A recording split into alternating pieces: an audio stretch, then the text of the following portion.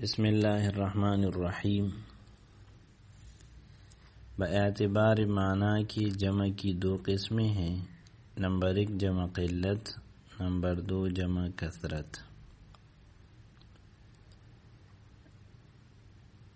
د تعداد په اعتبار سره د اسم درې قسمونه دي: واحد، تثنیه او جمع. د واحد او د تثنیه بیان وشو او اوس مصنف رحمه الله د جمع بیان کوي. په جمع کې هم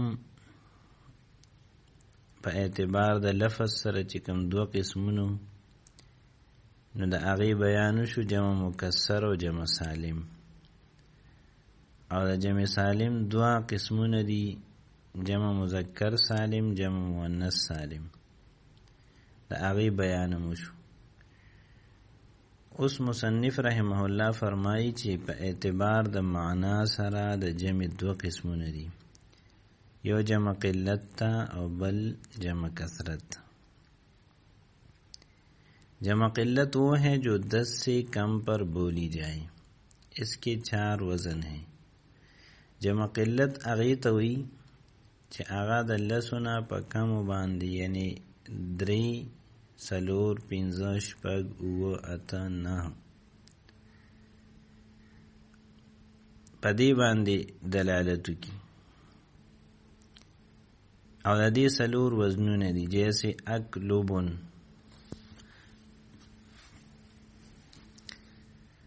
افعولن وزن دی،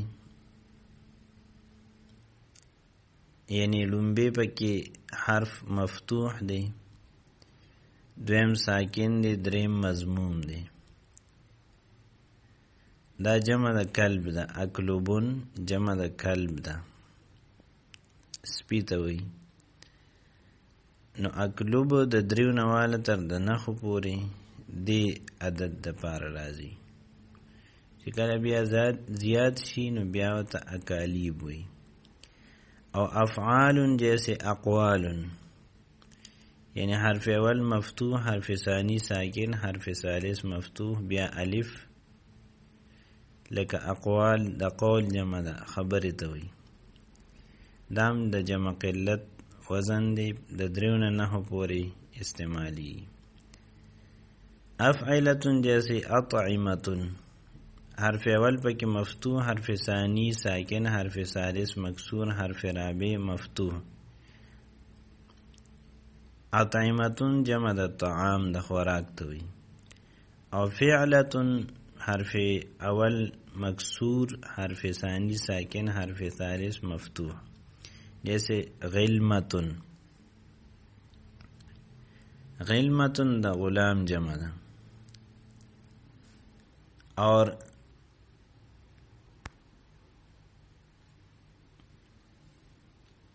جمع سالم بغیر الف و لام کی جمع قلت میں داخل ہیں. جمع سالم چې دا بغیر د الف لام نه دا په جمع قلت کې داخل ده. جیسے عاقلون، عاقلاتن. نو دا شپږ صیغې شوي د جمع قلت، شپږ صیغې شوي: افعل، افعال، افعلة، فعلة. او جمع مذکر سالم، جمع مؤنث سالم چې الف لام په نوی راغلی، دا هم په جمع قلت کې داخل دي. نو شپږ صیغې دي د جمع قلت لپاره. جمع کثرت وہ ہے جو 10 اور 10 سے زیادہ پر بولی جائے. جمع کثرت هغې ته وایي چې په لسو باندې یا د لسو نه په زیاتو باندې ولوستلی شي. اس جمع کے وزن جمع قلت کے مذکورہ اوزان کے علاوہ ہیں. د دې جمع وزنونه چې دي نو هغه د جمع قلت د مذکورہ اوزانو نه علاوه دي. ان میں سے 10 مشہور وزن لکھے جاتے ہیں. په دې کې 10 مشهور وزنونه دا لیکلي کېږي. دلته مصنف رحمه الله دا ذکر کړي دي چې جمع کثرت هغې ته وایي چې په لسو باندې یا د لسو نه په زیاتو باندې د هغې اطلاق وشي. لیکن عام طور په عربي لغت کې داسې لیدل کیږي چې جمع کثرت چې نو د هغې اطلاق د دریو نه واخله تر د نهو لسو پورې بلکې د زیاتو پورې په ټولو کیږي.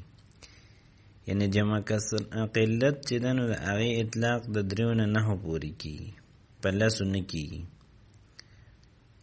کله ناکله داسې وشي چې وشي هغه خلاف قیاس استعمال کیږي، او جمع کثرت چې د هغې استعمال د دریو نه په پورته باندې هر څومره چي هغې کې دا نشته چې د لسو حد دی پکې، په ټولو کیږي. لس مشهور اوزان چې دي نو د جمع کثرت هغه کم کم دي نو ادا دي.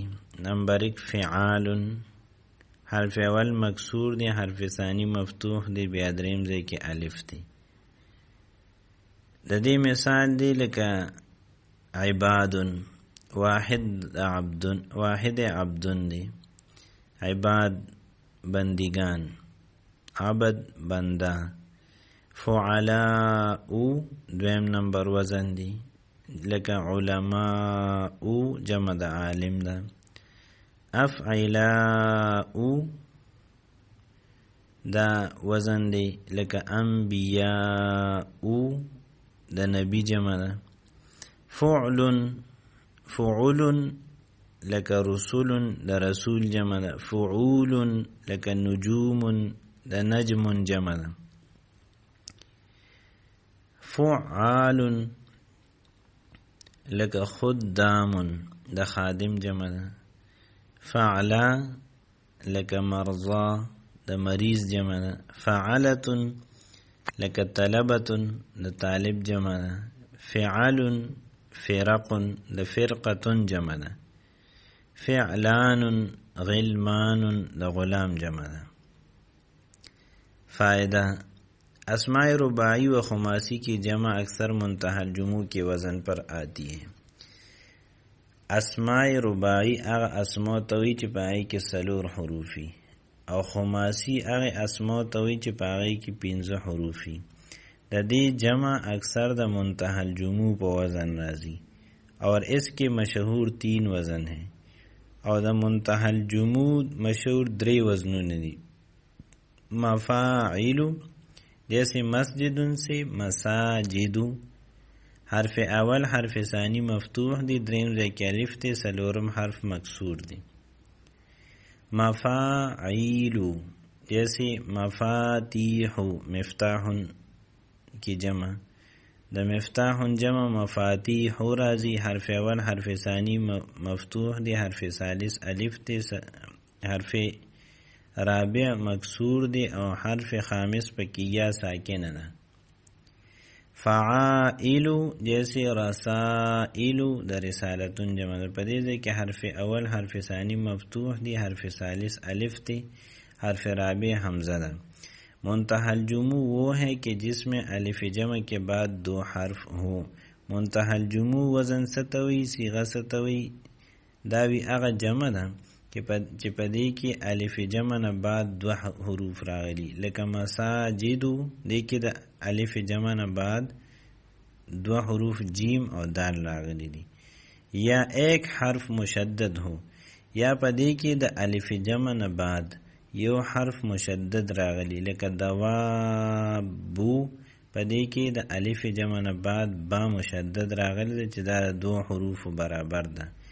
یا 3 حرف ہو، یا پدې کې د الف جمع نه بعد 3 حروف راغلی اور بیچ کا حرف ساکن ہو، اور مینس کې چې کم حرفی نه اپا کې ساکنی، جیسے مفاتیحو پدې کې د الف جمع نه بعد 3 حروف دی، منظمی پا کې ساکن دی. فائدہ: بعض جمع واحد کے غیر لفظ سے آتی ہے.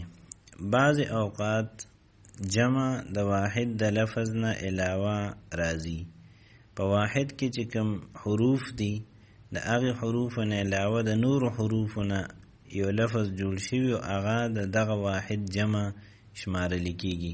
جیسے امرأتن کی جمع نساء، نو امرأتن کی الف میم را حمزه او تا دی، او د دې جمع نساءون دی چې بالکل د امرأتون د لفظ نه مختلف لفظ دی، نو دې ته جمع من غیر لفظه وي. اور ذو کی جمع اولو، او د ذو معنی جمع چې ده نو اولو راځي، نو ذو کې چې کوم حروف دي نو هغه حروف په اولو کې نه دي. امرأتون معنی د ښځه، نساءون د دې جمع راځي، او د ذو معنی د صاحب مالک، او د دې جمع اولو راځي من غیر لفظه،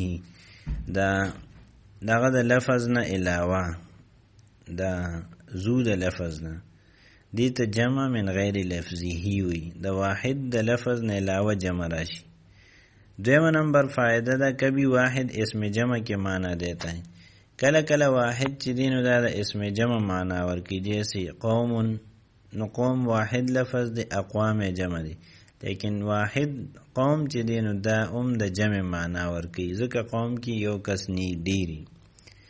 دغه شان رهتن قبیلہ، رکبن قافلہ، ان کو اسم جمع کہتے ہیں.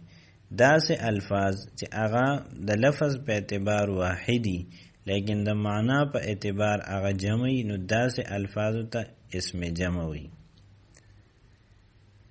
فائدہ نمبر 3، بعض الفاظ کی جمع خلاف قیاس آتی ہے. د بعض الفاظ جمع د قاعده او قانون نه خلاف راځي، په هغه کې قاعده نه چلیږي، د عربو نه څنګه چې اوریدلی شوي هغه سي استعمالیږي.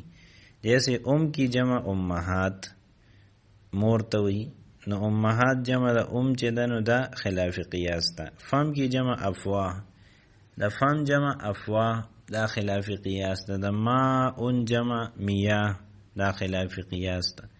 د انسان جمع اناس، او د شاتن جمع شیاهن دا خلاف قیاس ده. فم خلی ته وي، او ماء اوبو ته وي، او شاتن چیلې ته وي.